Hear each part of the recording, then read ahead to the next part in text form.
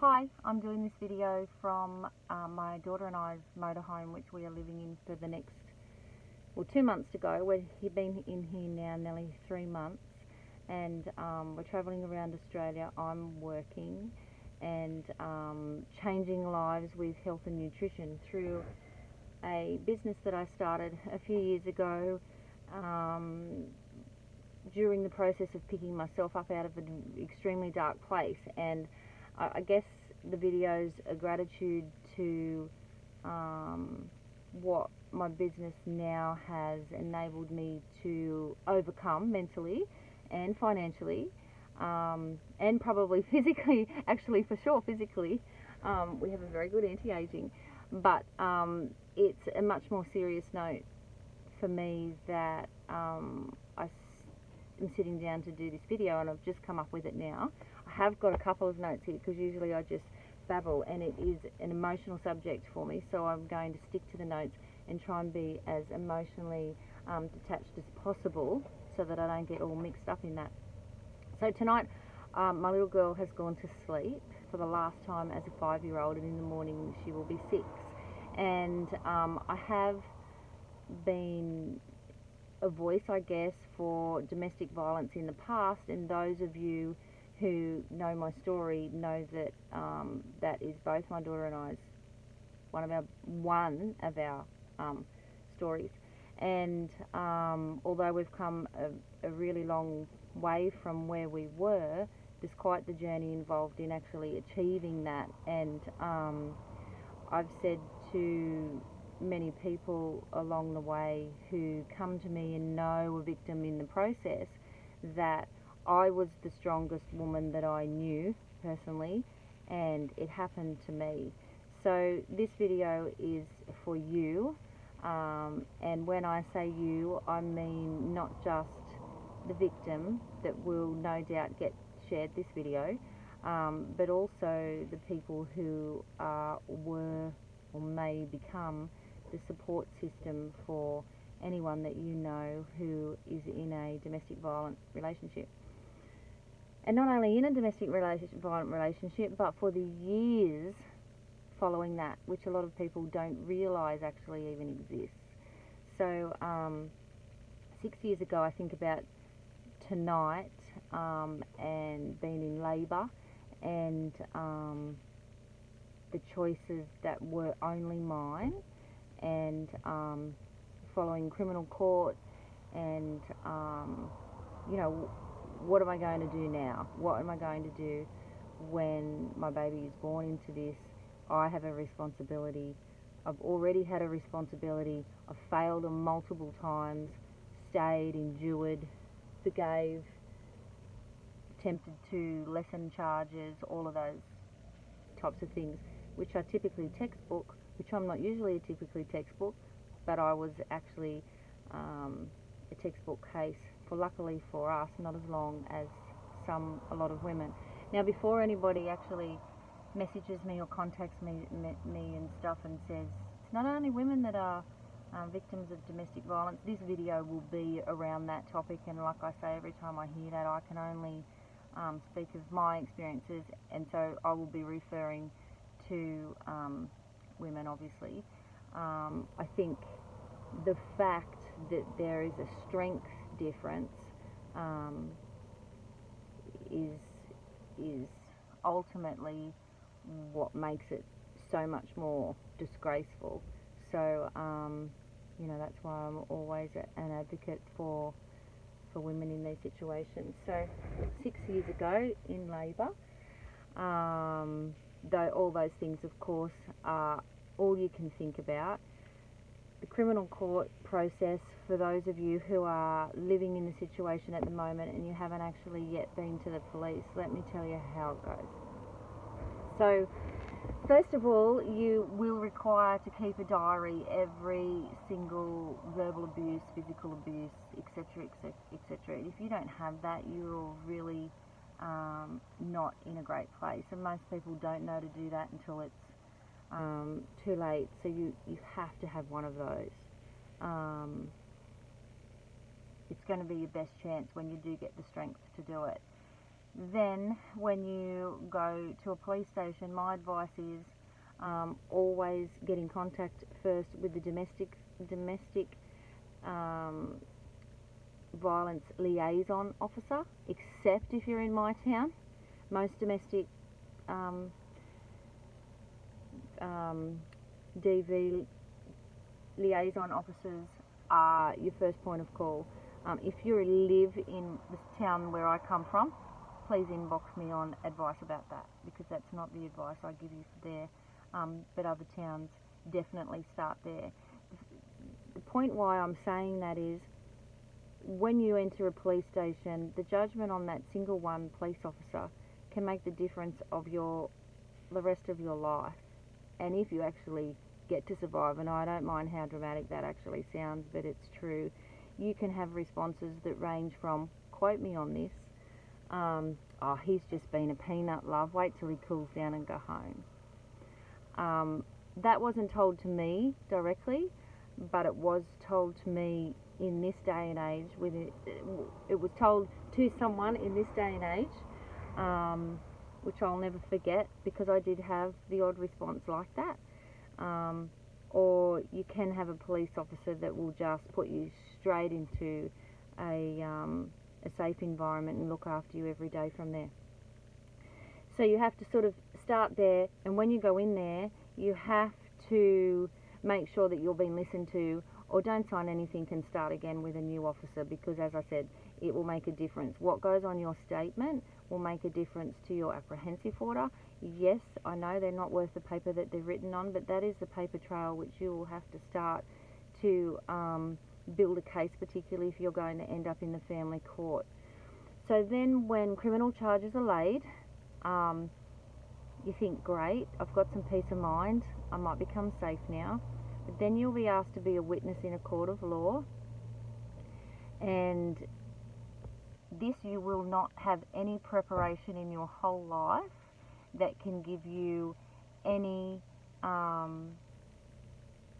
preparation for how terrible it's going to be. I can't even soften that blow. When I experienced this on a couple of occasions, the lawyer took words out of my statement that I was abused with, the same words, and attacked me with them, and that went on for several hours, over and over again. It's harrowing. I was called a manipulative, lying, bad language, over and over, raised voice, bulging veins, aggression, terror, you name it, over and over again while you're on the stage, like you are the perpetrator, whilst the perpetrator is looking straight at you. It is shit. It is demeaning, degrading. It is abuse itself. It is legal, and it is what you will require to keep your life, to keep your children safe. That's what you will have to do. There's no way of sugarcoating it, and it absolutely broke me, and it probably will do the same to you. But you've got to go through you've got to wade through the mud to get to the other side. I had a prosecutor promise me that if I accepted a lesser charge, that there would be jail time, and just like you see on the movies, and I took the promise, and it was a suspended sentence given, and I won't go into what I went through, but it was made the newspaper, let's just say. So where was I at? I get lost.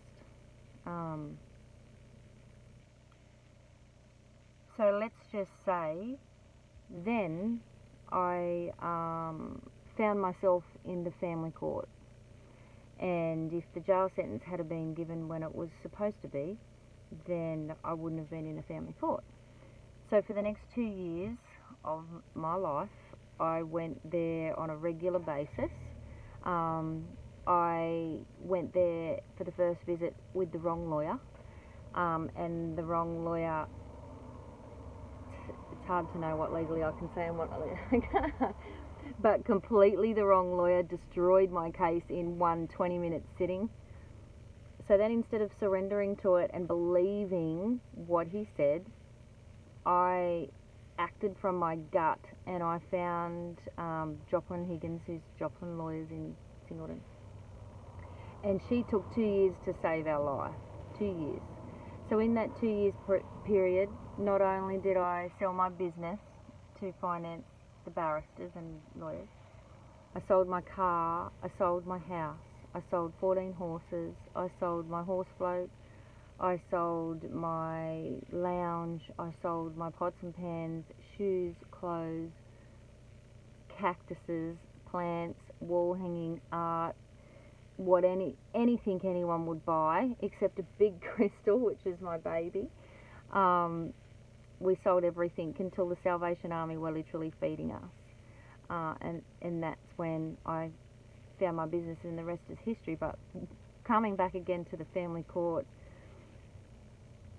I'm so grateful that I had the assets. We didn't have joint assets. My domestic violence went for 2 years, really to the day.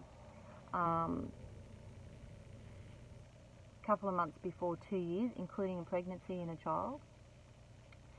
So there was no splitting of assets. My assets were my assets, and I was fortunate enough to have assets to save our lives, but a lot of women don't. And without that finance, there's absolutely no way that I would be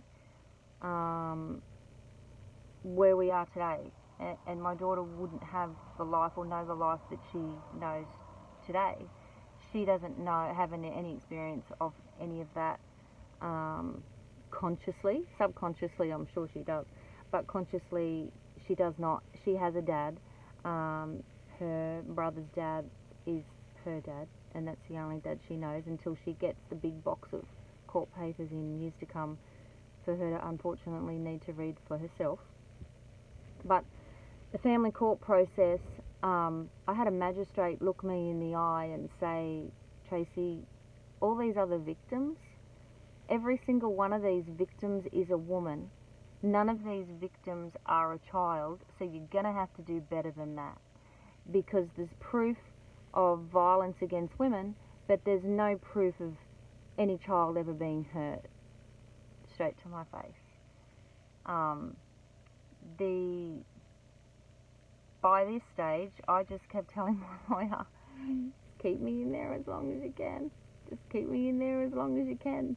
Someone's got to get tired, and it's not me. Which is, in the end, actually what happened.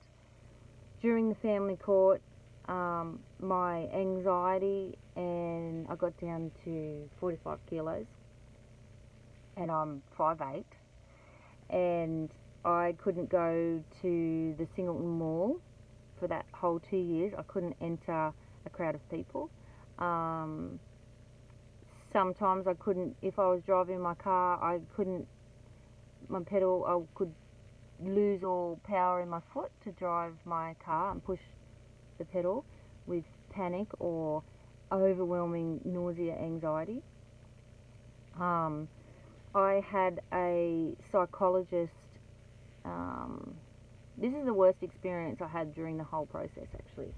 I had a psychologist assessment done by a woman whom was pure evil. And she told me that I was a liar to my face and that I had problems, and by the end of it I had a tissue, and I was rolling a tissue in a ball and rocking. She too used his words against me. Told me over and over that women like me shouldn't have children. They're designed to break you and crack you and find your limits, to see if you will buckle under pressure. I buckled under pressure, but my truth was my truth. She also, by law, had the right to interview my son, who was 14 at the time, and she told my son, she had him in there for about 40 minutes, she told my son that his mother was a liar, and aggressively, "Your mother's a liar." She told him that he wasn't a bad person, perpetrator, and all sorts of horrific things that obviously both of us hopefully have blocked out. Then when we come out into the waiting room, his father was in the waiting room, and she was standing over my son and their dad. Big, tall, animal like she was. And she said, you two are putting your fear into that kid. And what's he going to do? What's he going to do when he's 18 years old and he's got a girlfriend? And the perpetrator walks past him in the street, and he's going to run away in fear. And what's going to happen then? His girlfriend's going to dump him because he's nothing but a coward. That's what she said to my son. Now legally, we were exposed to that. And I rang my lawyer. I got in the car, hysterical. And this was in Newcastle. It was an hour from where I live. And I vomited all the way home from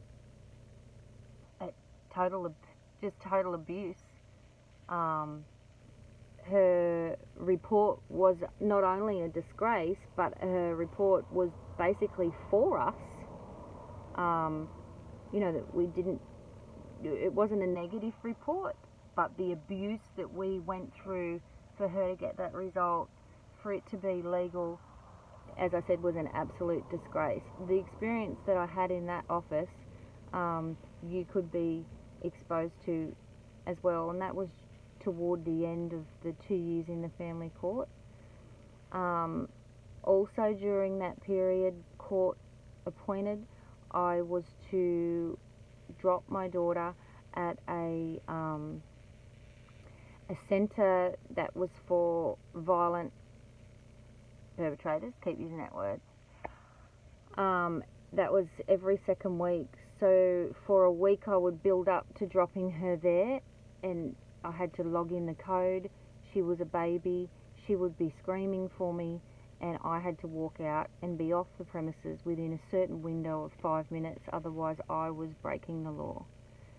It was for her to have a visit, and then I would spend the worst 2 hours of my life over and over again every 2 weeks, and then I would smoke 20 cigarettes, 2 hours.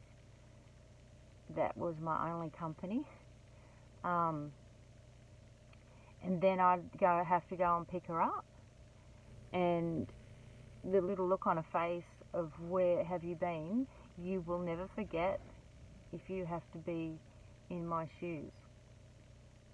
So at the end of the 2 years, the results on me will never be removed completely.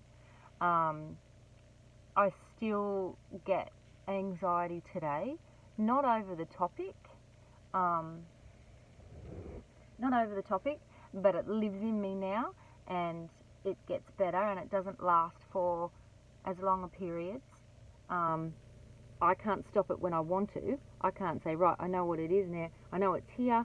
I'm going to go and take this, or think this, or breathe through this, or do yoga, or whatever. There is no off point. It's off when it's off, basically. Nutrition is, I always give that advice, nutrition is the first point of call. But before violence, I had absolutely no understanding of mental illness, no understanding of panic, no fear of dying. At multiple times I thought I was dead or dying. I've slept on a damn wall, in the grass. I've ran through a paddock and took off a white shirt and then a white bra so I couldn't be found in a full moon, so I could hide. And I know a lot of you maybe that have been shared this video will know exactly what these things feel like, and have gone through, and the results getting out are phenomenally better, even though you'll drag your shit for a long time. I'm 6 years in tomorrow since my daughter was born into a situation that she didn't ask for consciously. And I didn't act until she was present in the world and then exposed to it once. And I acted on her behalf because she, I think, was more important to me than me. So I did what I did for her. But the moral of this video is it's going to be shit. Leaving's really shit. Staying's worse. I speak to my lawyer now on a regular basis, and she sort of keeps me updated in the difference in the court and the changes even within these 5 years. I think personally it's because the older magistrates are dying off and getting old, and it's not too overdue, to be honest. And that old mentality is fading out. I don't think the laws have changed that much. Maybe she's probably watching this now and correct me on that. I don't know if they've changed too much, but the perception of the world and the proof of dead women and dead kids may just be looked at these days. And you know what? Thank goodness for social media, because we didn't hear so much about it. We didn't get a voice about it. I certainly didn't grow up in 38 years before domestic violence thinking about it, or thinking that I was ever going to be exposed to it. One of the hardest things, though, that you are going to be up against, which I was probably fortunate enough to have a really clear view to help me through that, and that's what everybody else's response is. And let me tell you how that goes. I'm going to get percentages. Maybe 10% of people that you actually tell get it, or know how you feel, or even believe you. And I have had for years people defend me against people that never believed what I went through is true. God bless them, and they'll be watching this. I've even had a friend tell me recently that he's had bar fights on behalf of me, and people would come to me and say, Tracey, they said this or they said that, and be so angry and defensive of me, of how could they not believe what actually happened. And my response always was, and still to this day, you know what, I believed. I walked into that situation. I'm not stupid. I'm actually street smart, and I've met a lot of people that have done some really bad things in their life. I didn't just come down in the last shower. I've travelled the world in third world countries, and I believed in the good. I believed that there was that the devil didn't exist there. And so how could I judge anybody else that judged me? How could I judge anybody else that didn't believe me? I never did. And I always have had the DNA, thank goodness, from my dad. It doesn't matter what anybody else thinks, because 100% it'll come around, and people will get it at the end of the day. And when it does, like me, I guess, people are surprised. You won't be surprised. You won't be surprised when it comes around and there's proof that you were actually telling the truth. So you're going to lose friends. You're going to build the confidence in enemies, if you have any. You're going to, if you don't know, well, you would already have anxiety if you're in this situation, but once you go through that legal system, it's probably going to get worse before it gets better. But you'll survive, and you'll have children that are less exposed to it if you leave tomorrow than if you leave next week, or next month, or next year. To the people who do know that this is happening but are still not admitting it to the perpetrator when you do know that it's happening, and you're still friends and give the energy to someone like that, you're enabling them. You know, he knows I'm doing it. He's still my mate. It can't be that bad. Oh, I know my son's doing it. You know, she must be, you know, she's just a psycho. What'd she do to cause it? All of those things in situations grow the strength of domestic violence.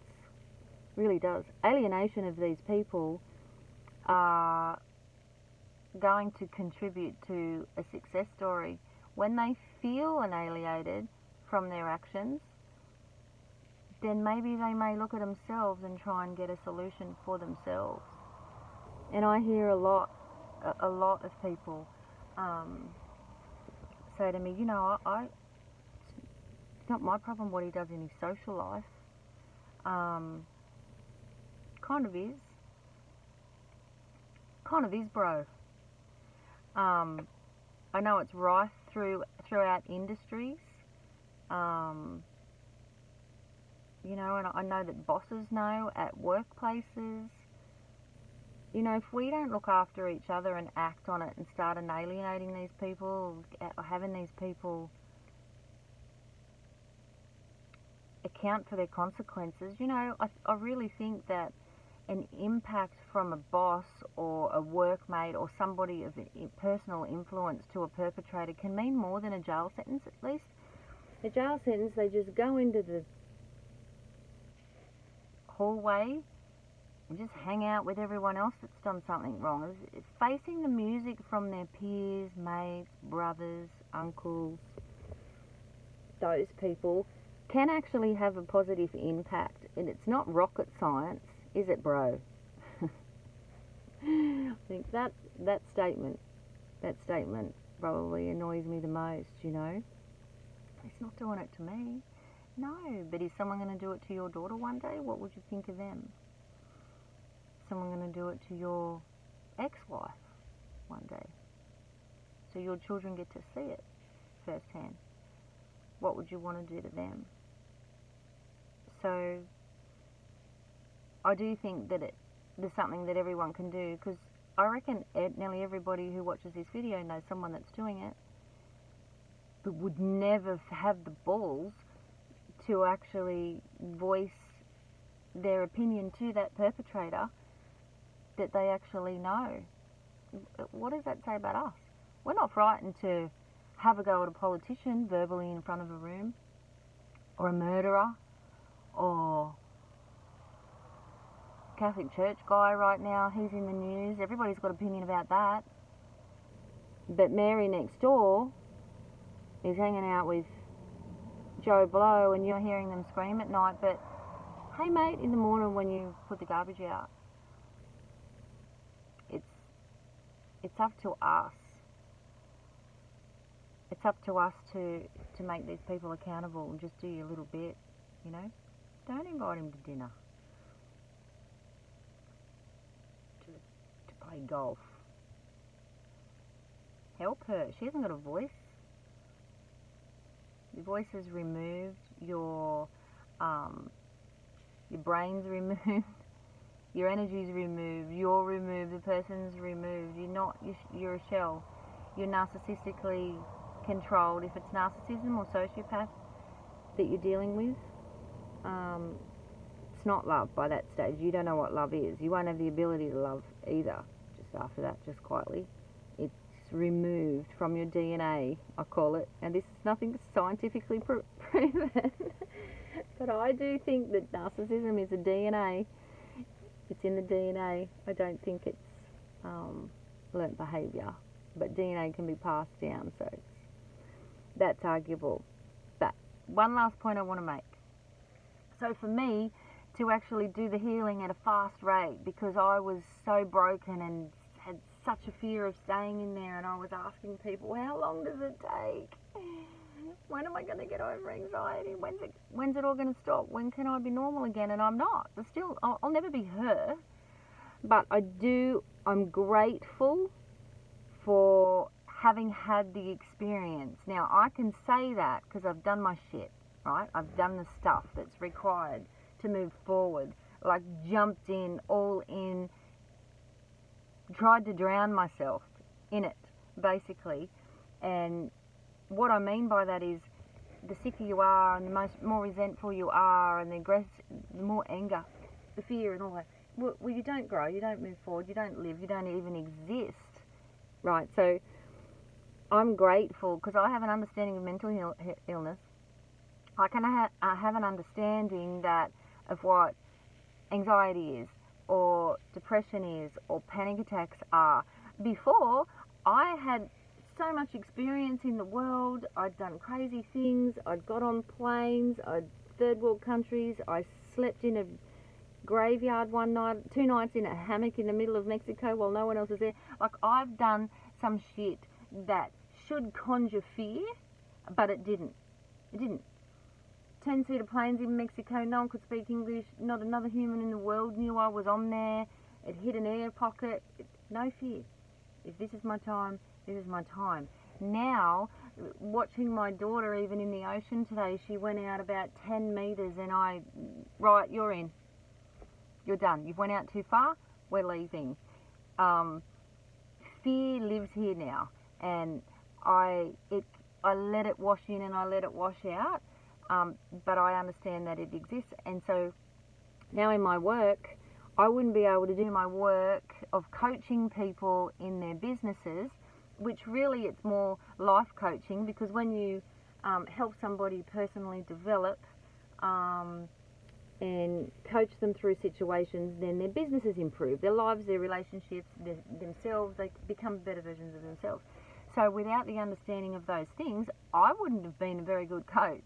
So for me, I'm grateful for it, but I am really conscious of the fact that I am wired in a way to, if something's broken, fix it. Like, abundantly, I forced myself to look at myself and my shit, and like the mall, I used to go there every day, and it goes up a few shops, and then there's the sushi, and I'd order sushi every day for I don't know how long, and I'd look at that big open space, and I couldn't go through, and I'd go home.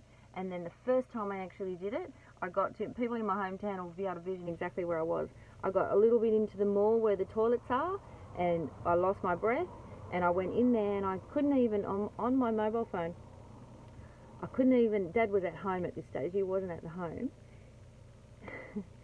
and I couldn't even dial the landline I had since I was little. I couldn't, that's what a panic attack is, you can't function. So I couldn't even dial a phone number, and I was on the floor in the toilet, and I couldn't get up, and I don't know how long I was there for, but it was a long time. That was me.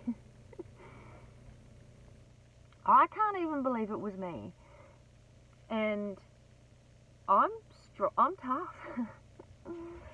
So for anyone that's not even, who is as tough as me, it's gonna be shit.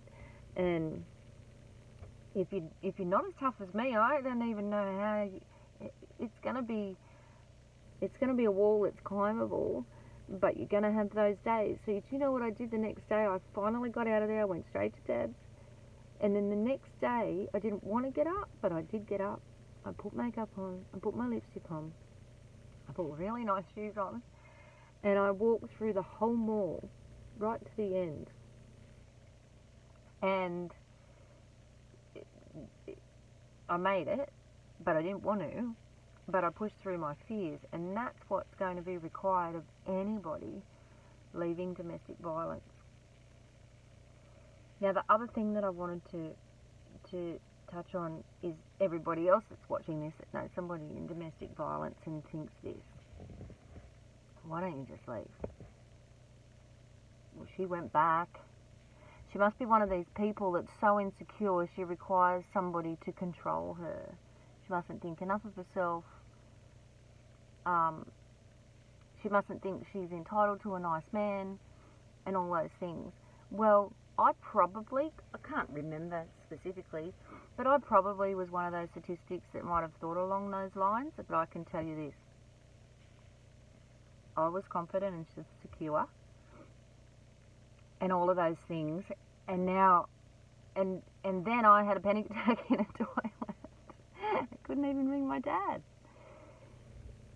So I had a pivotal moment on the courthouse steps, the very first courthouse steps. I went, and I know the police officer's name is clear as a bell, and actually only a few nights ago I dreamt about her, and this is 6 years later. It's a very weird dream, I won't even talk about that, but it was her and her name and her face. But she said to me, Tracey, don't think that domestic violence discriminates. There are police officers living in domestic violent relationships right now. Right now. So for the people who think that women need domestic violence to feel secure, it just doesn't work like that. And when I got out of the situation, what I did to heal was to read about narcissism, sociopathic behaviours, victims, gaslighting, all of those things, like obsessively, to heal. Understand it. Why is that pull still there? What am I missing when there's so much fear but there's still a pull? It is, the love connection's not like this connection. It's different. It's like the claws, the energetic claws are in, and they're made of steel. And one of the interesting things that I read a lot about was the syndrome, and I can't think of it now. I am a little bit detached from the subjects now, but Stockholm syndrome, that's right. And this was a really interesting point to me, that a lot of America, we see a lot of it, or have over the years, unfortunately. Hopefully we'll never see another one, but stolen kids that are raised by evil men. I read one of those books. What was his name? Anyway, he was a monster too. But raped women, raised children, terrible, horrific things. One of the worst symptoms of when these women do finally escape 20 or something years ago is the massive grief that they have for the perpetrator. It's a grief that is overwhelming for these people. And when you understand that that is an absolute flaw in the human makeup, and reading about that and understanding narcissism and your role as a victim of a narcissism it's energetic. It's not a weakness. It's a mass control of your every being, and I can't explain it in one video, and I'm had a massive day. I had to wait till Missy went to sleep before I actually did this video, but I suggest you do that. You do a lot of reading about narcissism, sociopath, and Stockholm syndrome, so that you understand what the hell is going on in your head. Block out anybody else that's putting their opinions on you. Try and speak to other victims who have got out more, so they'll understand. It is a connection that you will have with other victims for the rest of your life. I can be in a sea of people at one of my work conferences, for instance, as an example, and I've done a lot of training, online training for teams in different countries, and our community's so tight, we all get to know each other. Once we get a Mercedes-Benz or walk the stage and win an award or something, you get very well connected with newer people that are coming into the business, and you're inspiring, or they're looking up to you for advice and all those things. So so there'll be a sea of people, and you'll just see one person come from the crowd with a look on their face, like you can just see the tears welling up in their eyes. They very rarely say much, but they'll grab your hand or your arm and say, "Congratulations, girl," or "Thank you," and walk away. Find somebody with that connection that you'll have it with, because once you know what I'm talking about, and I've see a lot of victims on here right now, and not that I want to call you victims still, because once you're gone, you're like a bird. But you'll know what I mean. It's an ingrained likeness. It's like when I drive the motorhome up a highway and I pass another motorhome and people just want to wave. Like, hey, we're the same.